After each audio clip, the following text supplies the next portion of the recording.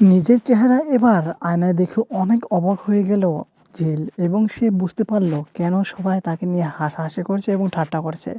তো গাইস আমরা দেখতে পাই জেন বিয়ের রিসেপশন অনুষ্ঠানে যখন ঝিলকে সবার মাঝে নিয়ে আসে তখনই কিন্তু সবাই তাকে দেখে হা হা হা হা এবং হাসি ঠাট্টা করতে শুরু করলো।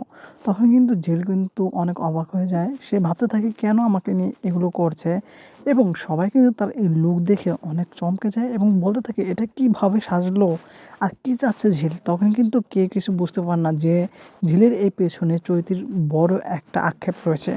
এবং ওই মুহূর্তে আমরা দেখতে পাই যে ঝিলের বাড়ি থেকে যে ঝিলের মা এবং বোন আসে তখন কিন্তু তারাও তার এই লুক দেখে অনেক অবাক হয়ে যায় এবং বলে ঝিল এটা কি করলো।